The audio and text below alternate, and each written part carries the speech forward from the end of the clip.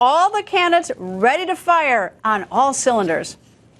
I will be the greatest jobs president that God ever created. I tell you that. It is a time to reclaim the Constitution of the United States. I mean what I say, and I say what I mean, and that's what America needs right now.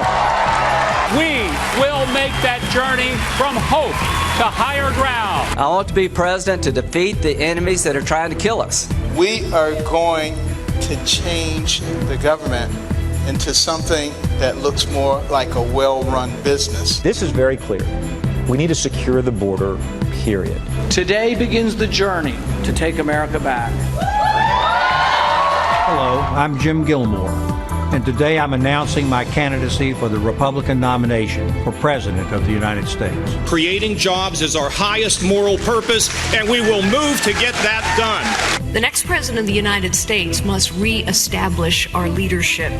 She must speak with clarity. And that's why working together, we can fight and win for America. Let the next decade be the decade when America proves to the world, you ain't seen nothing yet. The reason I'm running for president is I know for certain our country's best days lie ahead.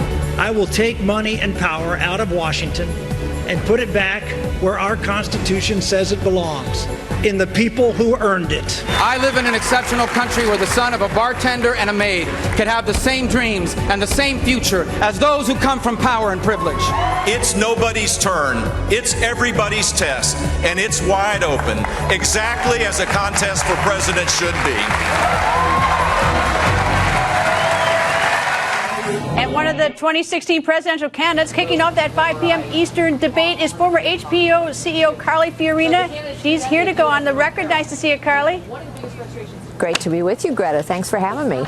Okay, Carly, what's your overall strategy tomorrow? When you walk off that stage, what do you want to have accomplished? I want people to know who I am because only 40% of Republicans have heard my name. I have the lowest name ID of anyone in the field. I want people to understand that I can win this job and do this job. And I want people to understand something of what I will do when I'm in the job. When you say people don't know you, only 40% know you, it seems to me that there's a lot of gender identification in the Democratic Party. I think a lot of women are cheerleading Secretary Clinton to run for the White House because it's fun to have a woman in the White House for so many women. Are you getting that GOP woman sort of girl power stuff? Well, of the women who know me, yes, they're very excited. But as I say, because I'm not a professional politician, I really started my campaign in the early part of May from a standing start. And honestly, if you look at the polls, only 40% of Republican voters know who I am. So I have a lot of introduction still to go. And I think tomorrow will be a great opportunity to begin that with people who don't know I'm running. All right. Well, you, like Donald Trump, come from a business background. You aren't professional politicians. You both have said that. Donald Trump, as you've been quoted as saying, has tapped into anger. Do you want to tap into anger? I mean, how does that sort of facilitate the race? Well, look, I think people are frustrated and angry about a professional political class that has failed them. Let's be honest. We're talking about border security in this election cycle, as we always do. How long have we been talking about that? 25 years.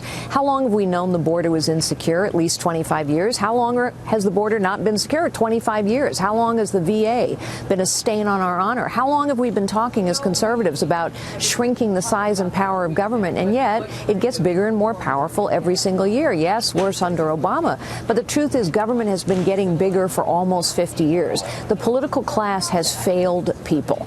And it is why I believe people are encouraging of my candidacy, because I understand the economy, the world, how it works, who's in it, bureaucracies, how to hold them accountable and cut them down to size, and technology, which is a great tool, but it's also a weapon that's being used against us. Do you know better than Donald Trump? You're both business people, so naturally I'm pitting you against Donald Trump. But do you know business and the economy better than Donald Trump? I've had a very different set of experiences than Donald Trump. I started out as a secretary.